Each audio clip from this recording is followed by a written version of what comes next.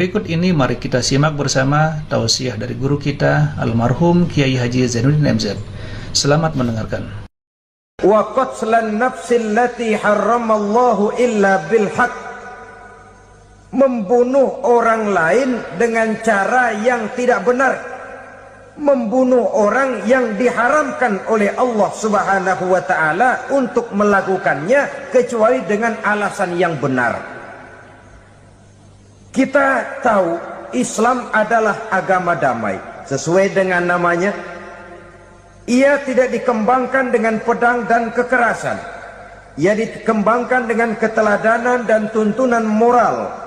Oleh karena Islam bukan agama kekerasan, Islam pun tidak mementingkan dan mengajarkan kekerasan kecuali dengan alasan yang benar dan bisa dipertanggungjawabkan. Membunuh dengan sengaja, menghilangkan nyawa orang lain tanpa alasan yang bisa dibenarkan adalah merupakan dosa besar dan satu di antara 7 perkara yang bisa mendatangkan kerusakan dalam kehidupan dan yang hendaknya harus kita jauhi. Saudara-saudara kaum muslimin rahimakumullah, beberapa waktu yang lalu di sebuah kota kecil yang indah bernama New Auckland.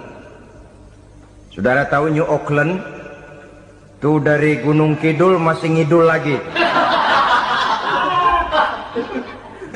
Pernah diadakan satu seminar yang membicarakan bagaimana menyelamatkan masyarakat manusia dari bahaya Perang Dunia Ketiga. Diperkirakan kalau terjadi Perang Dunia Ketiga, manusia tidak akan tersisa. Sebab apa? Pada waktu itu, cadangan nuklir yang dimiliki oleh bersama Amerika dan Rusia konon sudah sanggup memusnahkan 6 miliar manusia pada saat jumlah manusia baru 5 miliar. Jadi kelebihan nuklir dunia ini. Kalau terjadi Perang Dunia Ketiga, sulit manusia untuk tersisa. Maka dibahaslah di dalam seminar itu, wah, supaya tidak terjadi Perang Dunia Ketiga, maka perlombaan membuat senjata-senjata canggih, alat-alat pembunuh modern harus segera dibatasi. Dibahas, tidak mungkin kita membatasi perlombaan membuat senjata. Kenapa? Makin maju ilmu dan teknologi, makin canggih senjata yang ditemukan.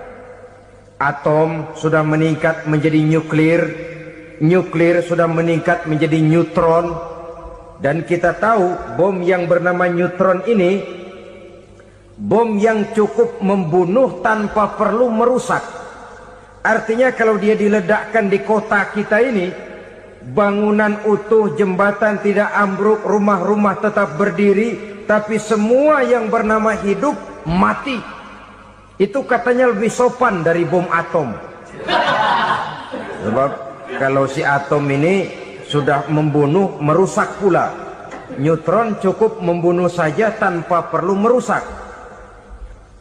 Jadi majunya senjata-senjata teknologi sebagai akibat yang logis dari kemajuan ilmu pengetahuan ini tidak bisa kita batasi. Dan memang sebenarnya yang bahaya bukan senjatanya, tapi manusia yang mengendalikan senjata itu. Mereka kembali kepada prinsip the man behind the gun. Bukan senjatanya yang bahaya, tapi manusia yang mengendalikan senjata itu yang bahaya. Walaupun senjatanya modern, katakanlah model M16 umpamanya, kalau yang mengendalikannya orang beriman, insya Allah aman. Tapi biar megang cuma senapan angin, kalau yang megang orang brutal, ngeri kita deket-deket. Apalagi kalau memang bukan ahlinya menggunakan senjata, bisa ngeker kaki kena jidat.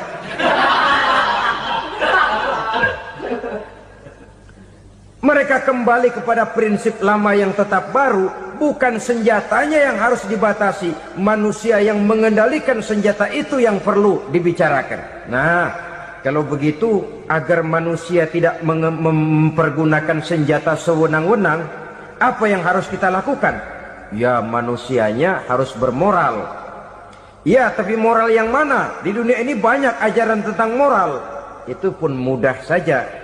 Di sini kan kita undang saja ahli dari berbagai agama untuk membicarakan konsep perdamaian menurut agamanya masing-masing. Baik, setuju itu, setuju. Maka tampillah para ahli agama, mereka kembali kepada prinsip moral daripada konsep yang terkandung di dalam ajaran agama untuk menegakkan perdamaian. Mula-mula naiklah ahli dari agama Hindu, dibacakan konsep perdamaian menurut ajaran agama Hindu, bahwa untuk damai manusia harus meninggalkan nafsu keduniaannya, menempuh samsara dan sebagainya untuk mencapai nirwana, menjauhi kemegahan dan kemewahan dunia. Ini lalu dibahas, rasanya juga tidak mungkin ini.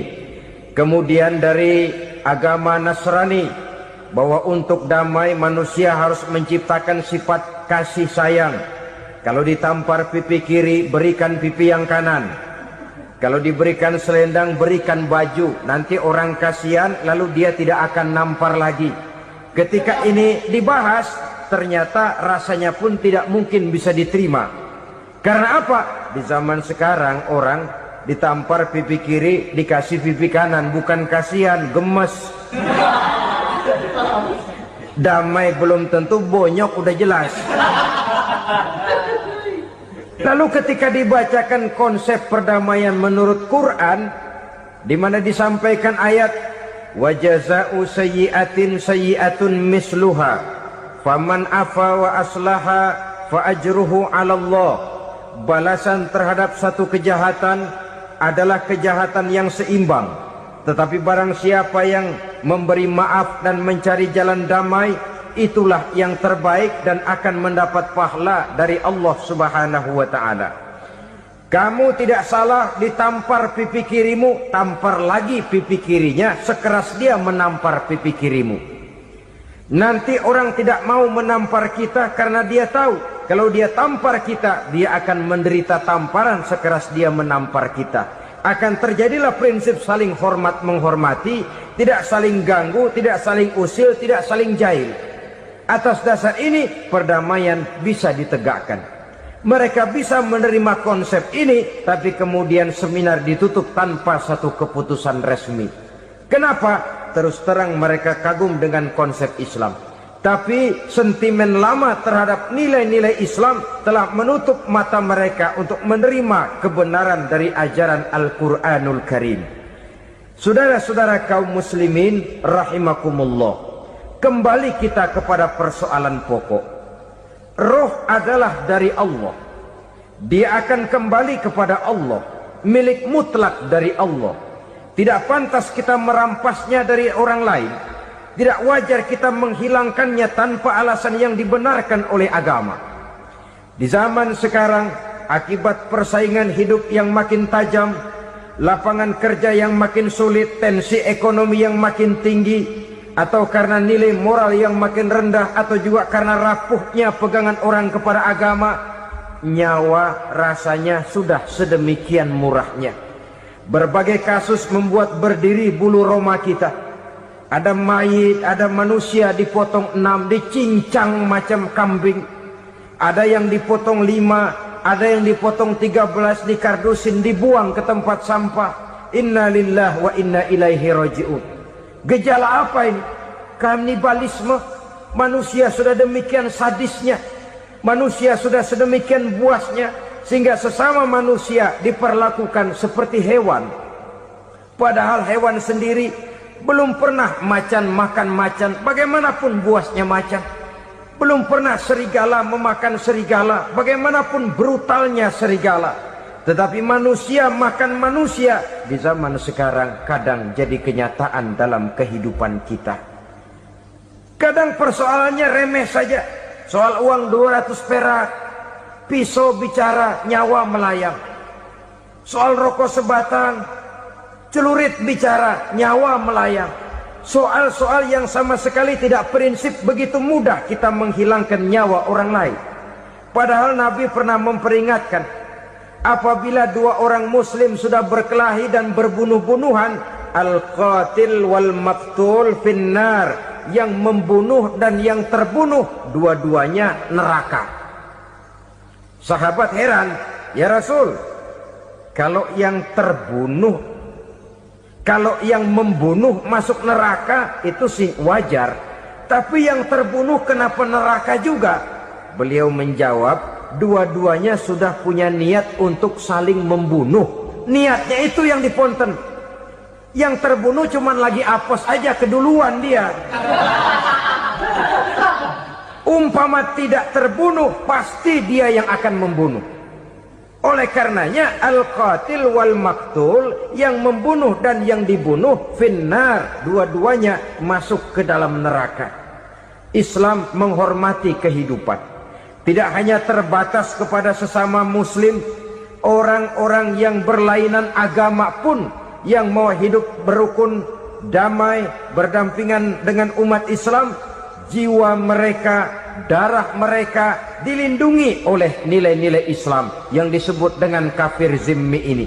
Mengganggu mereka sama saja dengan mengganggu aku, kata Nabi. Jadi oleh karena itu, sayangilah sesama. Kehidupan adalah anugerah Allah, bukan wewenang kita untuk mencabutnya dari orang lain, bukan wewenang kita untuk merampas dan menghilangkannya dari orang lain. Apa yang tidak enak terjadi pada diri kita, begitu pula lah apabila terjadi pada diri orang lain. Sehingga Nabi mengatakan, la yu'minu ahadukum hatta yuhibba li akhihi ma yuhibbu li nafsihi. Belum dikatakan beriman seseorang kamu apabila dia belum mencintai saudaranya seperti ia mencintai dirinya sendiri. Apa yang enak dirasakan oleh orang lain, enak juga dirasakan oleh dia. Mengukur orang lain dengan diri sendiri. Kalau orang lain tanpa salah saya fitnah, kalau saya tanpa salah difitnah orang, enak apa enggak? Enggak, orang lain juga begitu. Kalau orang lain tanpa salah saya tempeleng kepalanya, enak apa tidak? Tidak. Orang lain juga begitu. Yang tidak enak terjadi pada diri kita, tentu tidak enak juga kalau terjadi pada orang lain. Mengukur orang lain dengan diri sendiri, sehingga tidak timbul sifat egois, tidak menari di atas bangkai orang lain, tidak mendirikan kebahagiaan di atas untayan air mata orang lain. Sehingga dengan demikian, saudara-saudara, dia bisa menghormati kehidupan, menghormati orang lain sebagaimana dia ingin dihormati. Untuk menghancurkan nilai-nilai iman, dibanjiri kita dengan paham-paham yang merusak dan mendangkalkan akidah. Baik ia bernama materialisme, baik ia bernama sekularisme, baik ia bernama banjirnya maksiat dan munkarat, baik ia bernama banjirnya peradaban dan kebudayaan yang menghancurkan moral daripada anak-anak kita, sedikit demi sedikit melenturkan dan melunturkan nilai-nilai keimanan kita, untuk kemudian pada waktunya nilai iman itu akan bertukar dan berganti menjadi nilai syirik kepada Allah Subhanahu wa ta'ala. Atau pada sisi lain, menjadikan yang selain Allah sebagai tujuan akhir daripada kehidupan kita. Sedangkan kita sama-sama maklum bahwa di dalam pandangan agama Islam, dosa yang tidak berampun, dosa yang terbesar, termasuk dalam kategori bapak moyangnya dosa, tidak lain adalah syirik, yakni menyekutukan Allah Subhanahu wa ta'ala. Pola penghancuran iman ini memang berstrategi. Ditawarkan kita kepada paham materialisme, paham kebendaan, di mana otak menempati urutan sebagai ranking pertama, Tuhan jatuh pada urutan kedua. Lalu menyusul kepada paham sekularisme, Allah dipisahkan dari seluruh kegiatan hidup ini, untuk pada gilirannya menjadikan yang selain Allah sebagai tujuan akhir daripada seluruh kegiatan hidup kita.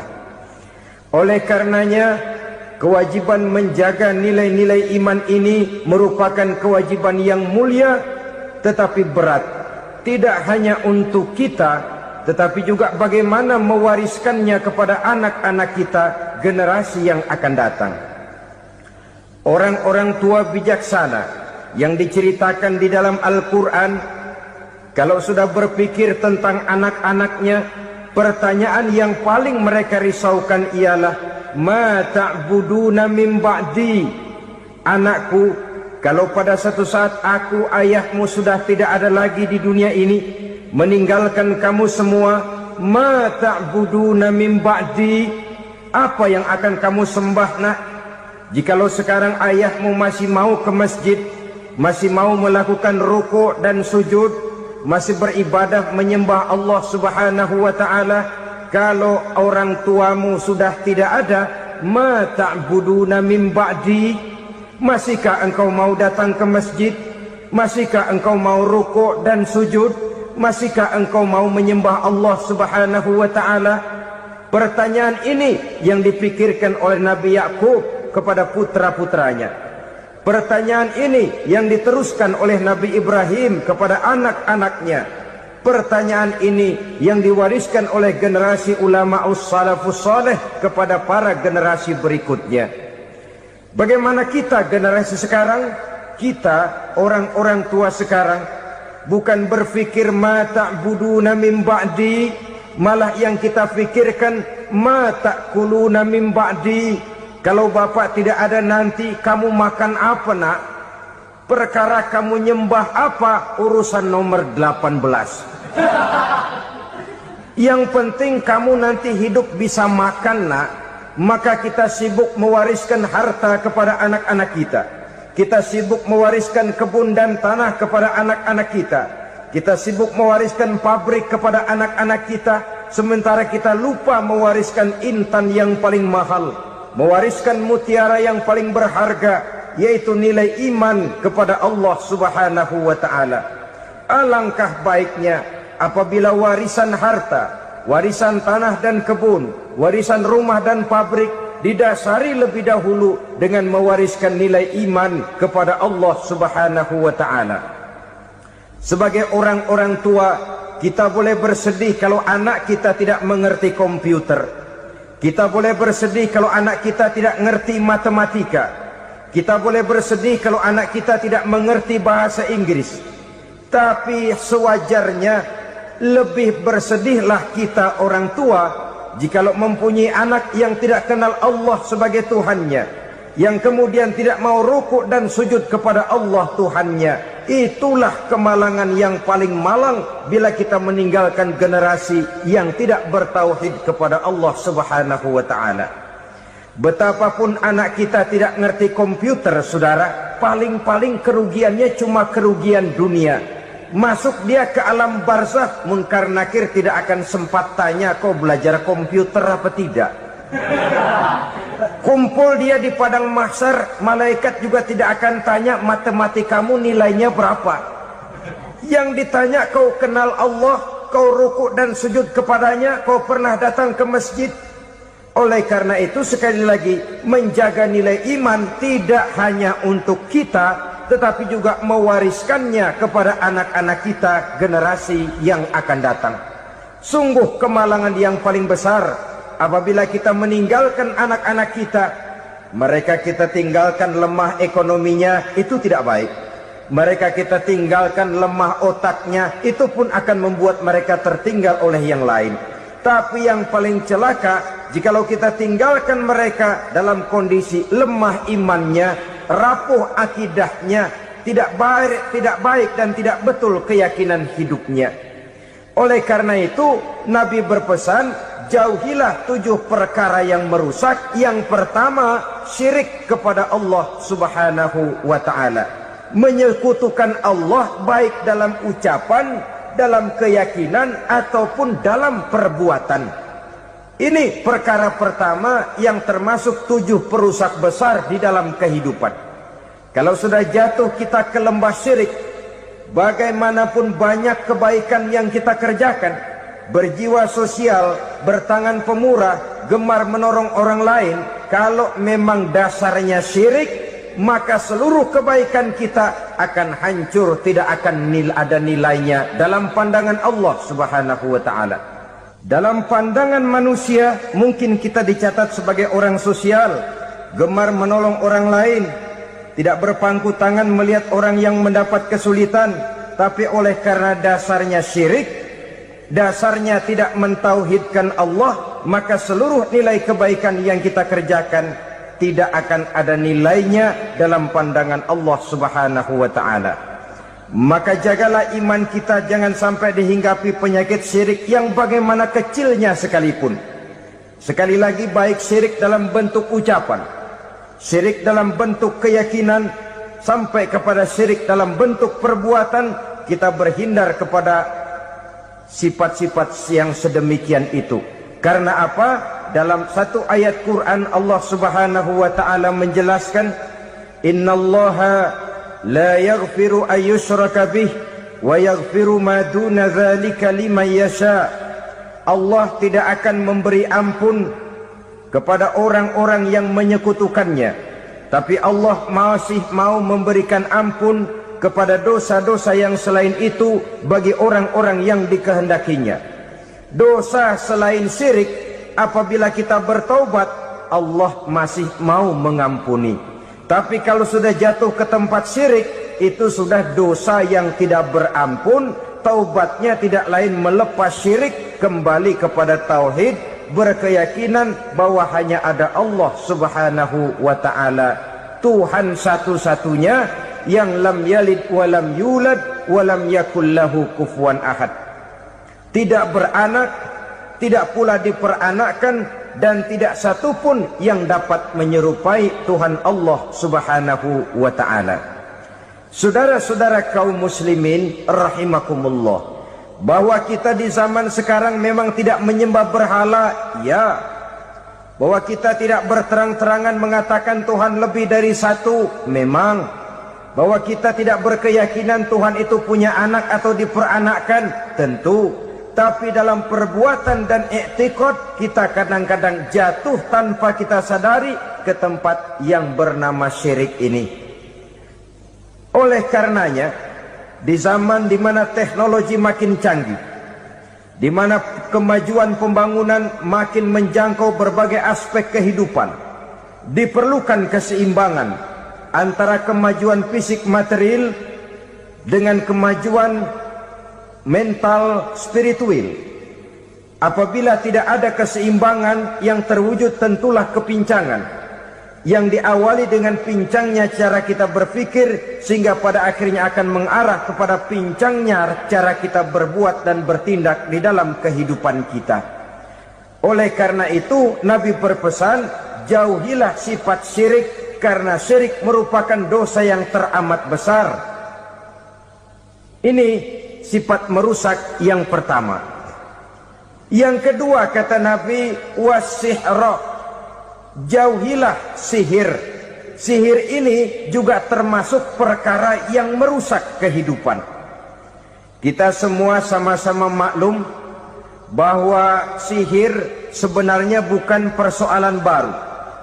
Sejak sebelum datang Islam, sihir itu sudah ada. Di zaman Yunani kuno, sihir ada.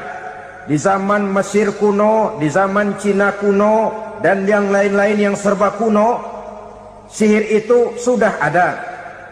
Bahkan para nabi pun, para rasul yang diutus oleh Allah Subhanahu wa taala, senantiasa berhadapan dengan ahli-ahli sihir untuk menguji kebenaran dari misi yang mereka bawa. Sihir adalah perbuatan di luar kebiasaan yang bisa dikerjakan oleh ahlinya dengan bantuan jin atau setan. Hukum mempelajari sihir adalah haram, mengamalkannya lebih haram lagi. Sebab itu saudara-saudara, sihir merupakan perbuatan merusak yang harus kita jauhi. Ciri-ciri daripada perbuatan sihir, pertama, ia mengandung tipuan, bayangan khayal.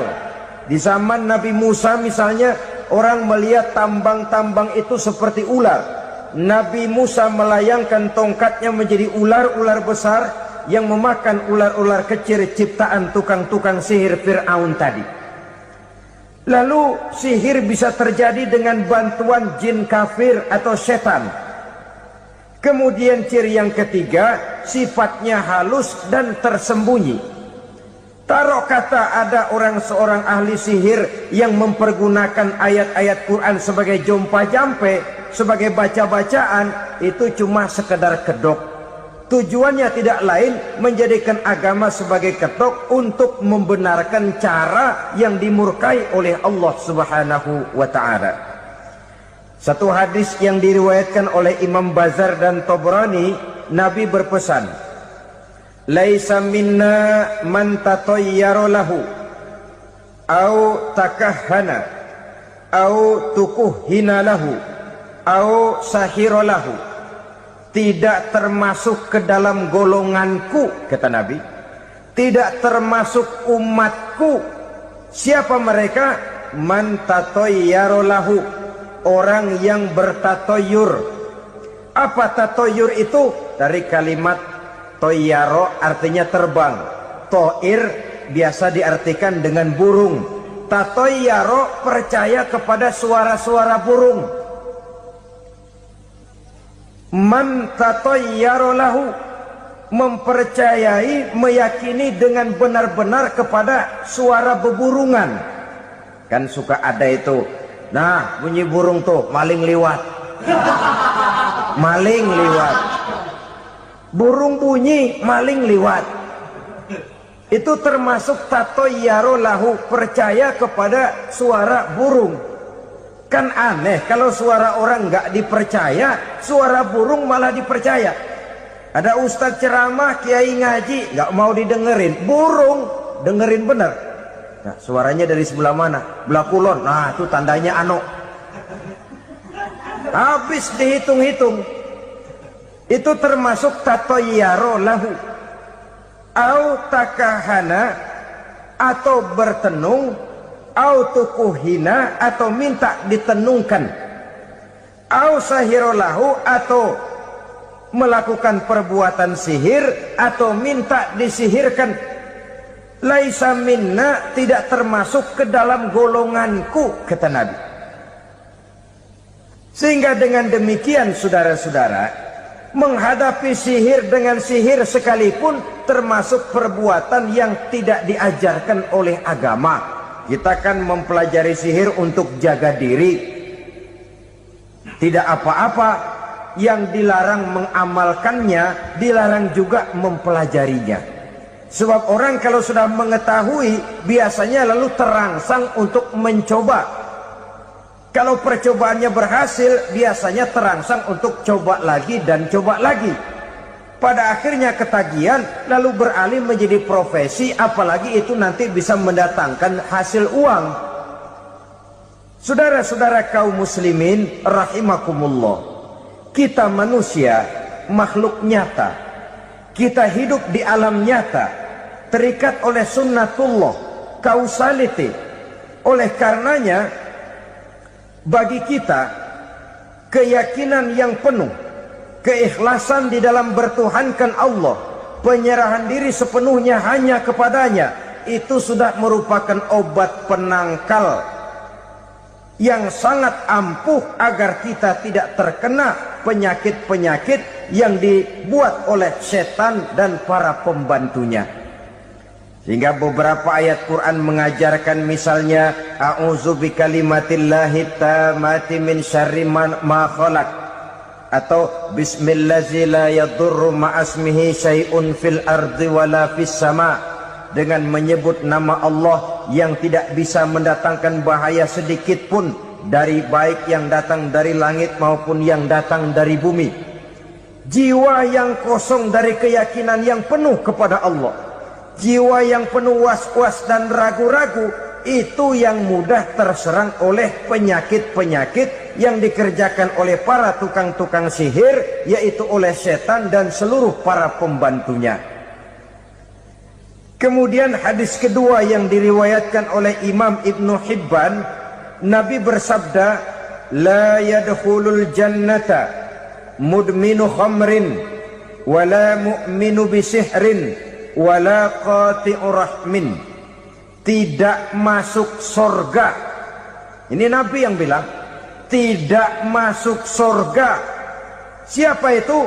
Pertama, mudminu khamrin, orang yang berkekalan dalam mabuk. Selalu mudminun itu sudah menjadi perbuatan rutinnya, tidak kapok-kapoknya, teler seumur hidup.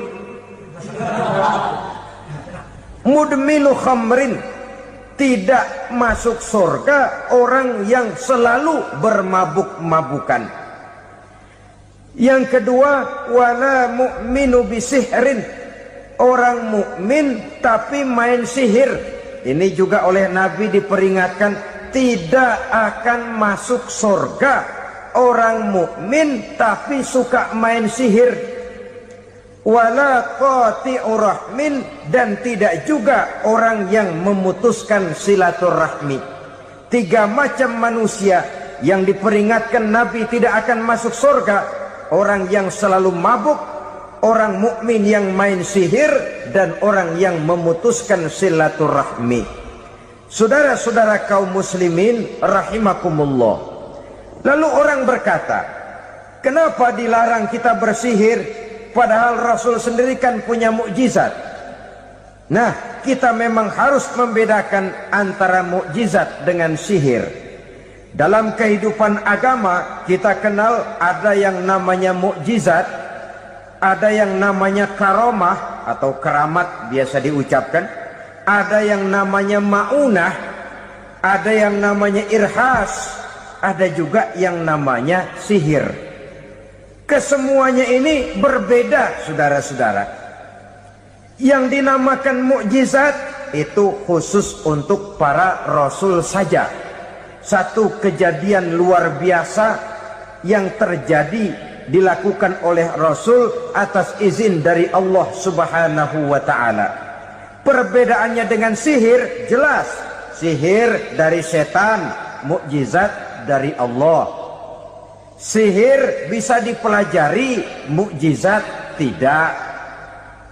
Sihir umumnya untuk maksud-maksud yang tidak baik, sedangkan mukjizat untuk memperkuat kebenaran yang disampaikan oleh para rasul dan ditentang oleh umatnya. Bahkan kafir Quraisy dahulu menganggap orang-orang ahli sihir itu berada dalam satu posisi yang hina, sehingga mereka mengatakan dan menuduh Nabi Muhammad sebagai tukang sihir. Tuduhan sebagai tukang sihir adalah tuduhan yang sangat aib dan hina. Di tengah masyarakat kufar jahiliyah, kedudukan tukang sihir dipandang sebagai kedudukan yang hina, sehingga mereka mengejek Nabi dengan sebutan tukang sihir. Jadi mukjizat hanya untuk Rasul saja. Kemudian karomah. Karomah ini asal kata dari karomah, kehormatan, kemuliaan yang diberikan Allah kepada hamba-hambanya yang rajin mendekatkan diri kepadanya. Oleh karena ketekunannya melaksanakan ibadah, Allah memberikan keistimewaan kepada orang itu, yang dengan keistimewaannya dia bisa mengerjakan yang tidak bisa dikerjakan oleh orang lain. Karomah hanya bisa dicapai dengan prestasi ibadah. Kalau sihir, mau ibadah apa enggak, asal dia belajar, bersatu dan berteman dengan setan, memenuhi persyaratan-persyaratan setan, biasanya lalu bisa. Sedangkan karomah tidak mungkin terwujud tanpa orang mendekatkan diri sedekat-dekatnya kepada Allah Subhanahu wa ta'ala. Maka kita lihat biasanya orang-orang yang punya ilmu sihir, mukanya rata-rata nggak enak dilihat. Kumuh, jauh dari air wudhu, jauh dari sujud kepada Allah, malah berteman dengan setan, menjadi pelayan-pelayannya setan. Saudara-saudara, adapun maunah, keistimewaan yang diberikan Allah kepada hamba-hambanya yang belum sampai kepada tingkat wali, tapi orang itu lebih banyak kebaikannya daripada kesalahannya. Umpamanya saudara jalan bertiga di pinggir jalan, saudara ada pada posisi di tengah, lalu bertiga ini ketabrak mobil. Menurut perhitungan saudara mati lebih dahulu, tapi terjadi hal yang aneh, dua teman saudara mati, saudara malah cuma luka dan lecet sedikit saja. Apa itu? Kalau kita lebih banyak kebaikannya daripada kesalahannya, itu yang dinamakan ma'unah, pertolongan yang diberikan Allah kepada hamba-hambanya yang lebih banyak kebaikannya daripada kesalahannya. Sedangkan yang dinamakan irhas, kejadian luar biasa pada diri seseorang pada waktu dia masih kecil, yang menunjukkan tanda-tanda keistimewaannya. Itu umumnya pada para nabi pada usia kecilnya sudah ada irhas, tanda-tanda istimewa. Jelas baik mukjizat, karomah, maunah maupun irhas berbeda dengan sihir.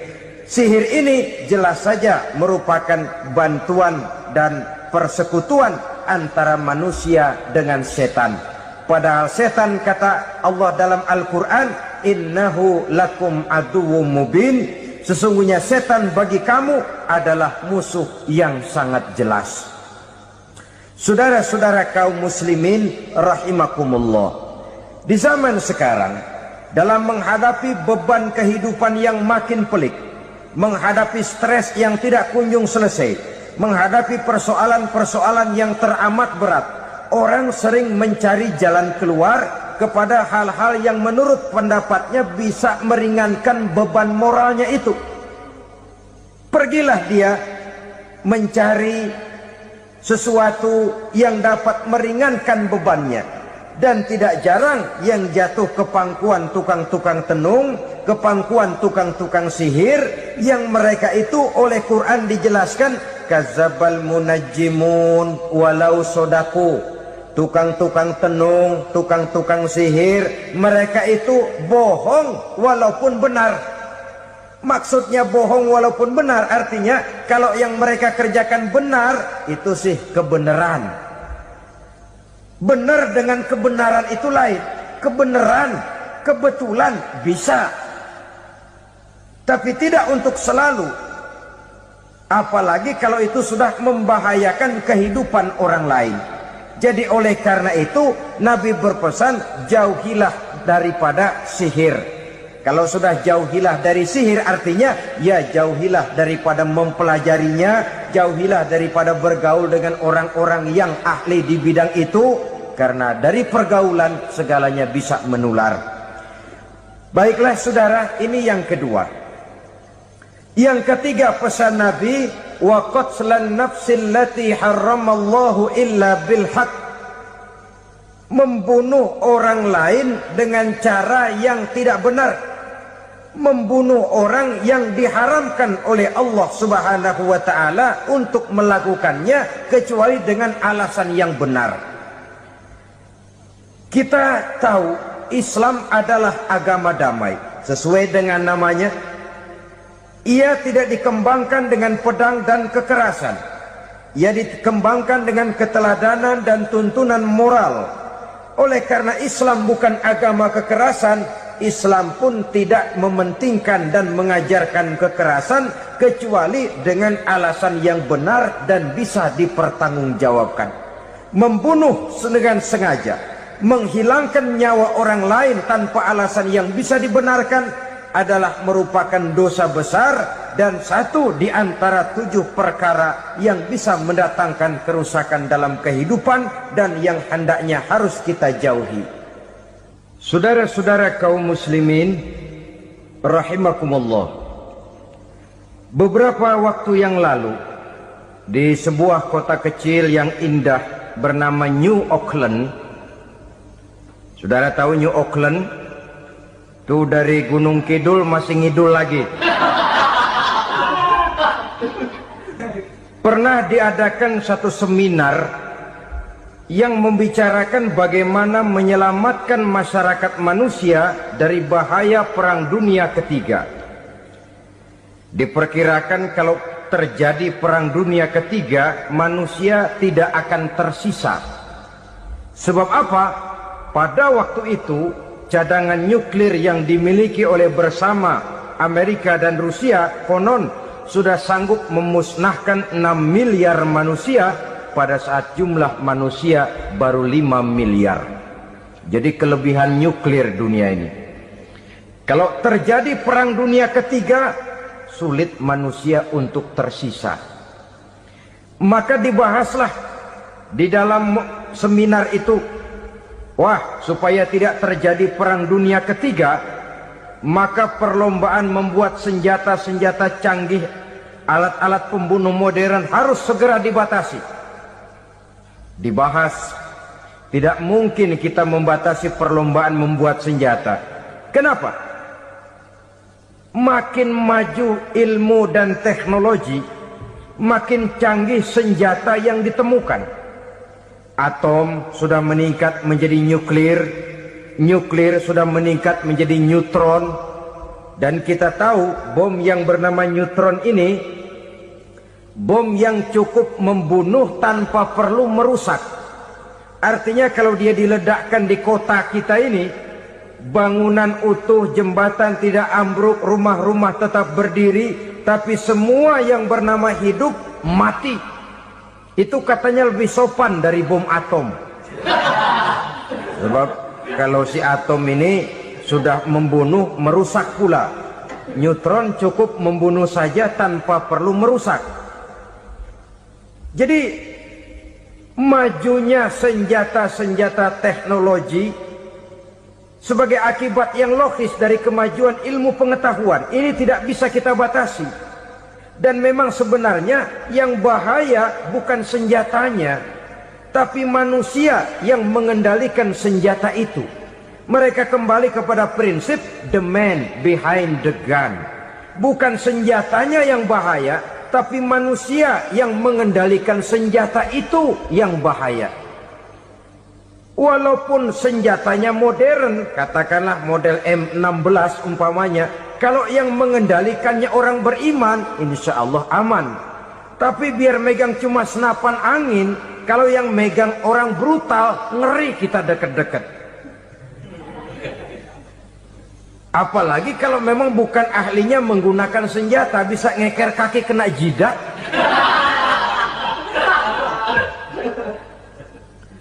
Mereka kembali kepada prinsip lama yang tetap baru, bukan senjatanya yang harus dibatasi, manusia yang mengendalikan senjata itu yang perlu dibicarakan. Nah, kalau begitu, agar manusia tidak mempergunakan senjata sewenang-wenang, apa yang harus kita lakukan?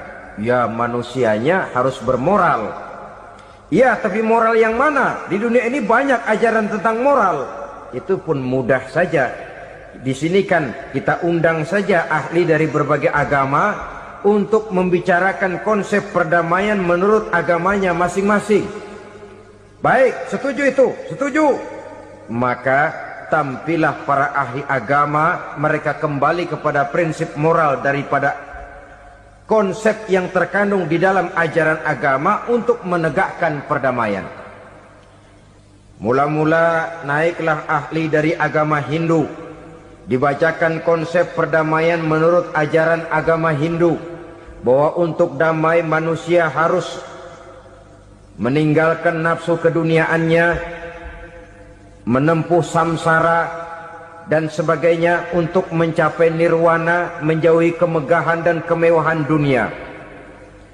Ini lalu dibahas, rasanya juga tidak mungkin ini. Kemudian dari agama Nasrani, bahwa untuk damai manusia harus menciptakan sifat kasih sayang. Kalau ditampar pipi kiri, berikan pipi yang kanan. Kalau diberikan selendang, berikan baju. Nanti orang kasihan, lalu dia tidak akan nampar lagi. Ketika ini dibahas, ternyata rasanya pun tidak mungkin bisa diterima. Karena apa? Di zaman sekarang orang ditampar pipi kiri, dikasih pipi kanan, bukan kasihan, gemes. Damai belum tentu, bonyok udah jelas. Lalu ketika dibacakan konsep perdamaian menurut Quran, di mana disampaikan ayat wa jazaa'u sayyi'atin sayyi'atun misluha faman afa wa aslaha fa ajruhu 'ala Allah. Balasan terhadap satu kejahatan adalah kejahatan yang seimbang, tetapi barang siapa yang memberi maaf dan mencari jalan damai, itulah yang terbaik dan akan mendapat pahala dari Allah Subhanahu wa ta'ala. Kamu tidak salah ditampar pipi kirimu, tampar lagi pipi kirinya sekeras dia menampar pipi kirimu. Nanti orang tidak mau menampar kita karena dia tahu kalau dia tampar kita, dia akan menderita tamparan sekeras dia menampar kita.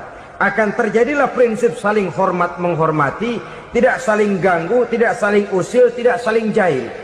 Atas dasar ini perdamaian bisa ditegakkan. Mereka bisa menerima konsep ini, tapi kemudian seminar ditutup tanpa satu keputusan resmi.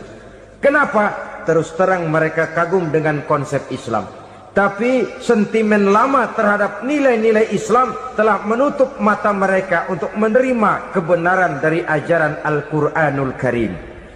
Saudara-saudara kaum muslimin rahimakumullah, kembali kita kepada persoalan pokok. Roh adalah dari Allah. Dia akan kembali kepada Allah, milik mutlak dari Allah. Tidak pantas kita merampasnya dari orang lain. Tidak wajar kita menghilangkannya tanpa alasan yang dibenarkan oleh agama. Di zaman sekarang, akibat persaingan hidup yang makin tajam, lapangan kerja yang makin sulit, tensi ekonomi yang makin tinggi, atau karena nilai moral yang makin rendah, atau juga karena rapuhnya pegangan orang kepada agama, nyawa rasanya sudah sedemikian murahnya. Berbagai kasus membuat berdiri bulu roma kita. Ada mayit, ada manusia dipotong 6, dicincang macam kambing. Ada yang dipotong 5, ada yang dipotong 13, dikardusin, dibuang ke tempat sampah. Inna lillahi wa inna ilaihi raji'un. Gejala apa ini? Kanibalisme. Manusia sudah demikian sadisnya, manusia sudah sedemikian buasnya, sehingga sesama manusia diperlakukan seperti hewan. Padahal hewan sendiri belum pernah macan makan macan, bagaimanapun buasnya macan. Belum pernah serigala memakan serigala, bagaimanapun brutalnya serigala.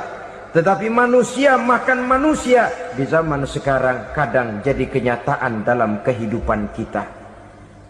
Kadang persoalannya remeh saja. Soal uang 200 perak, pisau bicara, nyawa melayang.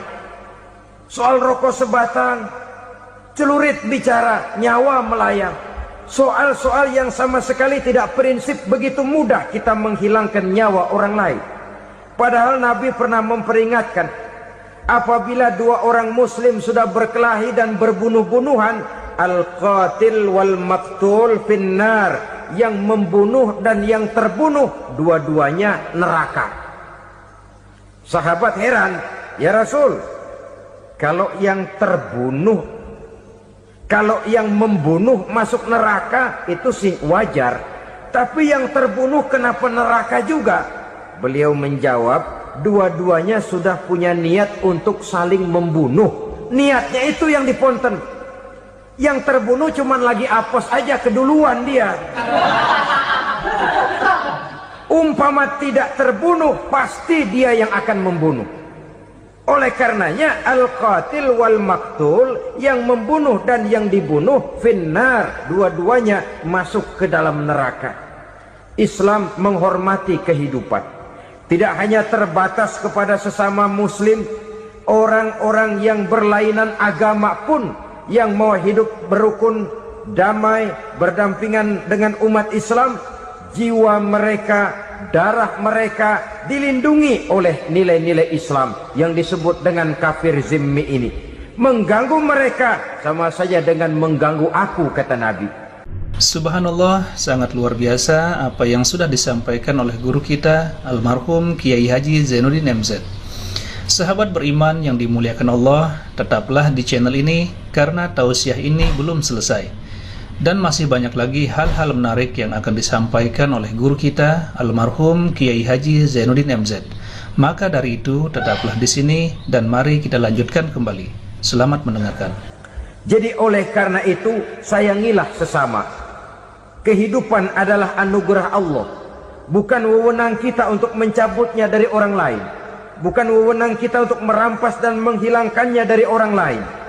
Apa yang tidak enak terjadi pada diri kita, begitu pula lah apabila terjadi pada diri orang lain.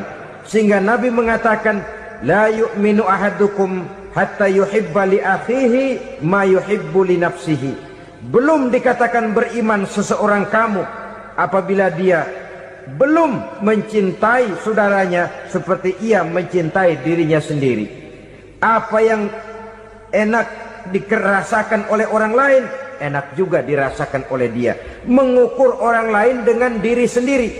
Kalau orang lain tanpa salah saya fitnah, kalau saya tanpa salah difitnah orang, enak apa enggak? Enggak, orang lain juga begitu. Kalau orang lain tanpa salah saya tempeleng kepalanya, enak apa tidak? Tidak. Orang lain juga begitu. Yang tidak enak terjadi pada diri kita, tentu tidak enak juga kalau terjadi pada orang lain. Mengukur orang lain dengan diri sendiri, sehingga tidak timbul sifat egois, tidak menari di atas bangkai orang lain, tidak mendirikan kebahagiaan di atas untayan air mata orang lain. Sehingga dengan demikian saudara-saudara, dia bisa menghormati kehidupan, menghormati orang lain sebagaimana dia ingin dihormati. Inilah perbuatan ketiga yang merusak, membunuh orang lain dengan yang diharamkan Allah tanpa alasan yang benar. Yang ketiga. Kemudian yang keempat, perbuatan merusak wa aklar riba, makan riba. Hidup adalah tolong menolong. Bahasa kerennya take and give katanya. Saling memberi dan saling menerima. Nabi mengajarkan, man kuraba kurbatan min kurabid dunia karaballahu lahu kurbatan min kurabi yaumal qiyamah wallahu fi aunil abdi madamal abdu fi auni akhihi. Siapa yang meringankan beban dari beban-beban yang dirita seseorang di dalam kehidupan dunia, Allah akan meringankan bebannya daripada beban-beban yang harus dipikulnya di hari kiamat nanti. Wallahu fi aunil abdi madamal abdu fi auni akhihi.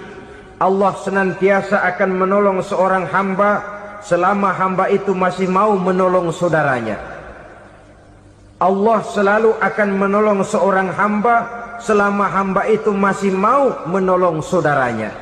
Apabila kita sudah berpangku tangan terhadap kesulitan orang lain, biasanya pun pada saat kita mendapat kesulitan, kita akan sulit juga memperoleh pertolongan.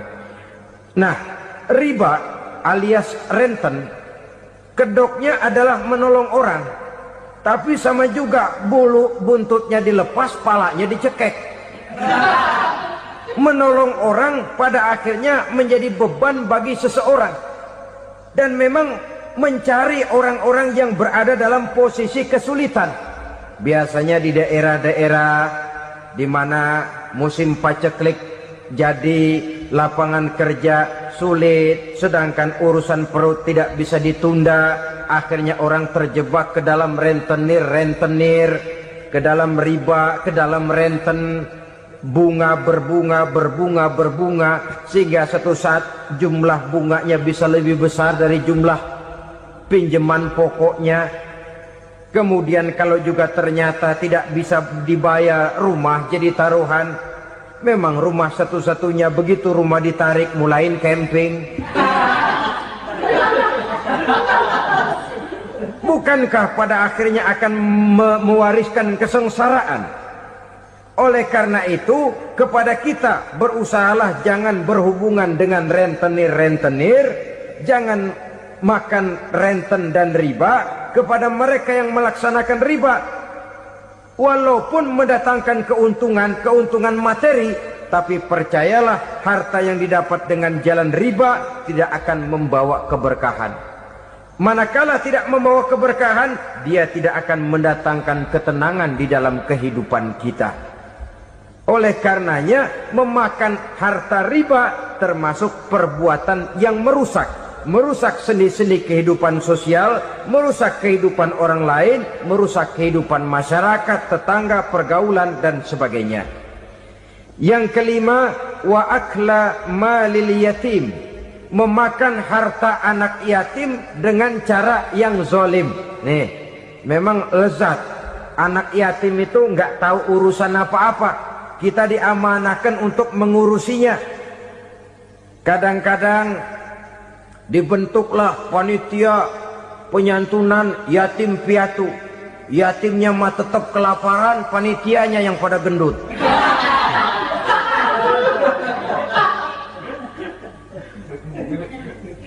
Padahal memakan harta anak yatim termasuk perbuatan dosa besar, dan menjantuni yatim merupakan perbuatan mulia.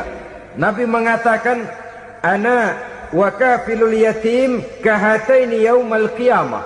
Aku dan orang-orang yang menyantuni anak yatim seperti dua jari ini pada hari kiamat nanti. Dekat sekali.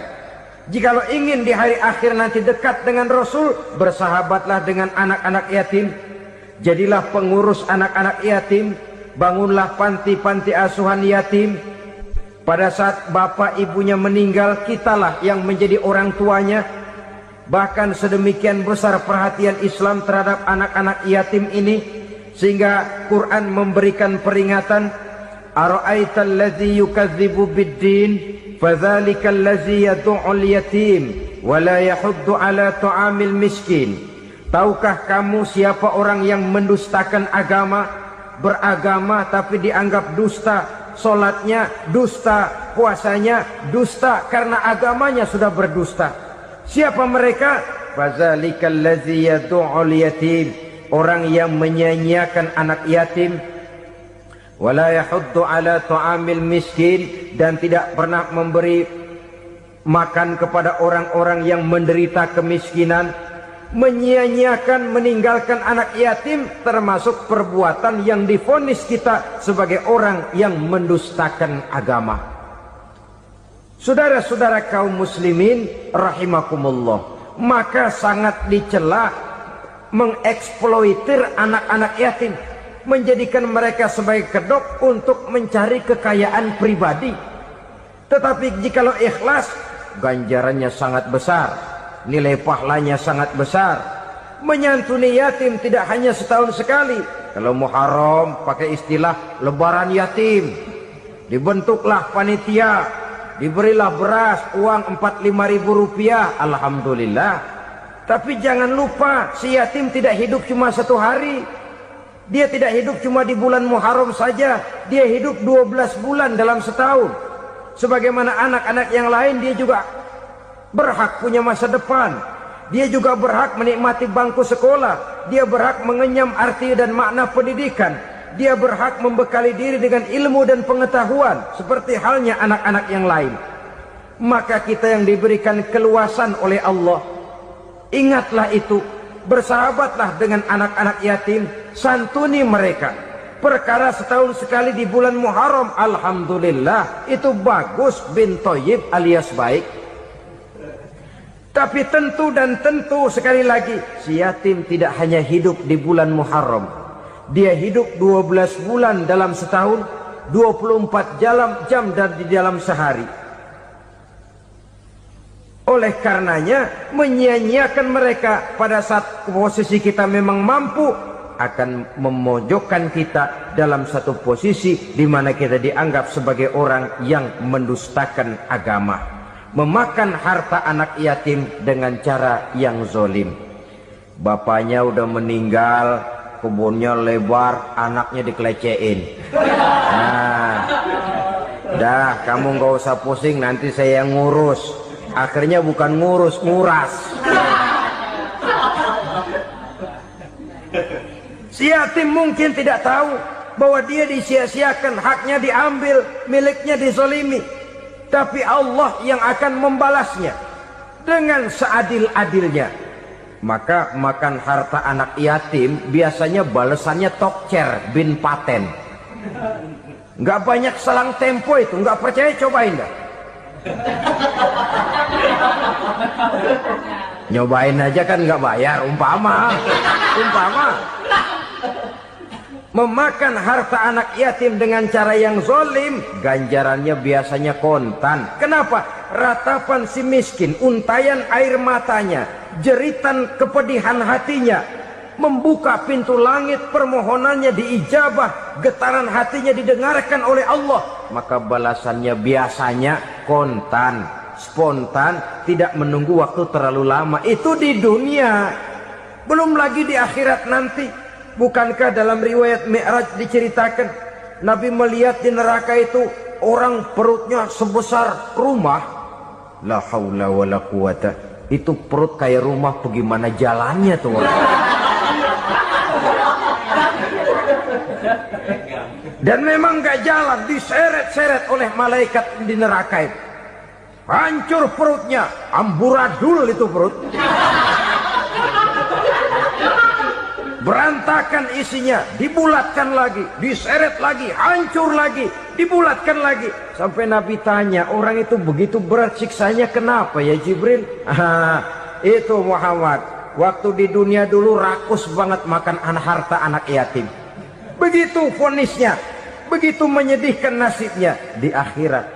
Tapi di dunia pun ketidakberkahan itu sudah membayangi kehidupannya. Oleh karena itu, kepada saudara-saudara yang mendapat titipan anak yatim, berbahagialah, karena semulia-mulia rumah adalah rumah yang di dalamnya ada anak yatim yang disantuni. Sehina-hina rumah adalah rumah di mana di dalamnya ada anak yatim yang disia-siakan. Begitu kata Nabi kita.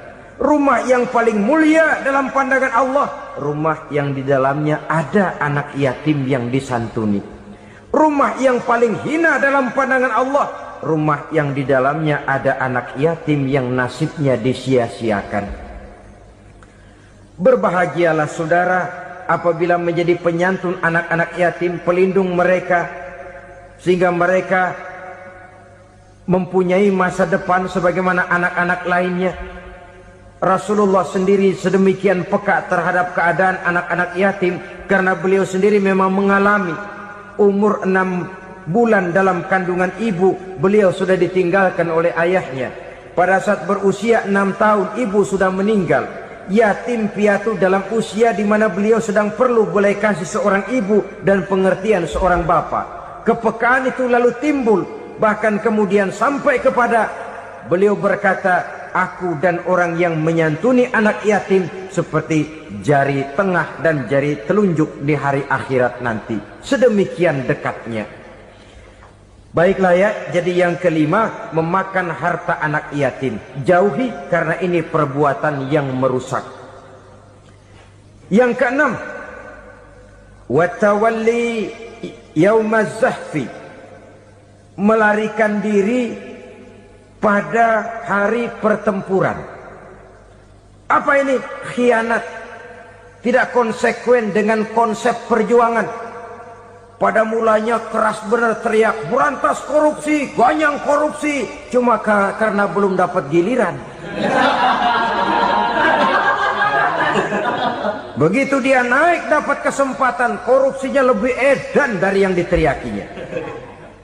Ini termasuk tawalli yaumaz zahfi, berpaling pada hari peperangan. Di saat menghadapi musuh, kalau belum kelihatan musuh, teriaknya nyaring bener. Jangan takut, demi kebenaran sampai titik darah yang paling penghabisan. Musuh belum kelihatan. Begitu musuh sudah kelihatan, paling dulu lari ke belakang.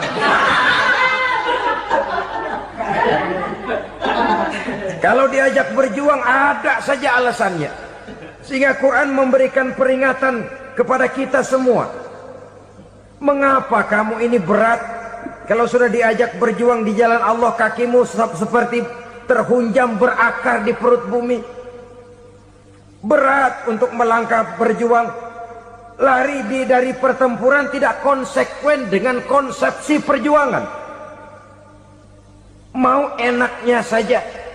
Dalam kondisi yang sulit lalu berpangku tangan.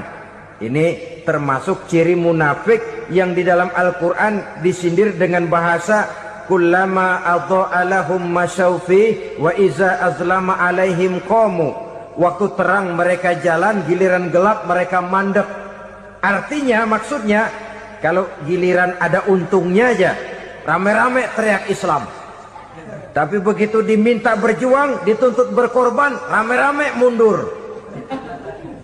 Waktu dilihat di Islam ada untungnya, rame-rame teriak Islam. Pak, saya Islam banget, Pak.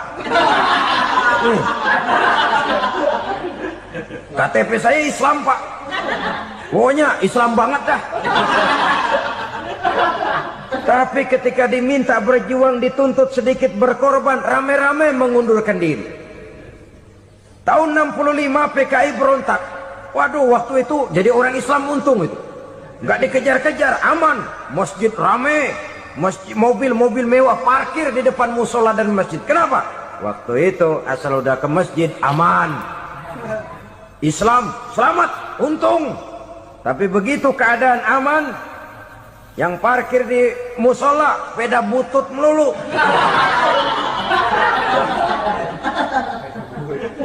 Waktu terang mereka jalan, waktu gelap mereka berhenti. Dikala di Islam ada untungnya, baru wah Islam bagus, Islam hebat. Tapi waktu dilihat ada kerugian, jangan bawa-bawa Islam dah. Jangan bicara soal Islam, ini kan bukan soal agama. Bukan soal agama. La haula wa la quwata illa billah. Beragama kita ambil talfik fid din, mengambil yang enteng-enteng saja dalam urusan beragama ini. Tidak konsekuen kita dengan Islam kita. Seolah kita mau memilih mana yang terasa cocok sama selera kita, kita teriak Islam. Beratan aja dikit, rame-rame berpaling. Itu termasuk tawalli yaumaz zahfi. Alhamdulillahirrabbilalamin. Itulah tadi tausiah yang sangat luar biasa yang disampaikan oleh guru kita almarhum Kiai Haji Zainuddin MZ. Tentunya banyak sekali ilmu, hikmah, dan manfaat yang bisa kita jadikan pelajaran dalam kehidupan kita sehari-hari. Sahabat beriman yang dimuliakan Allah, mari kita doakan guru kita, semoga beliau diampuni segala dosa-dosanya dan dilapangkan kuburnya. Dan buat sahabat semua yang sudah menonton tausiah ini sampai selesai, saya ucapkan terima kasih banyak. Semoga Allah Subhanahu wa Ta'ala senantiasa selalu melimpahkan rahmat dan karunia-Nya kepada sahabat semua.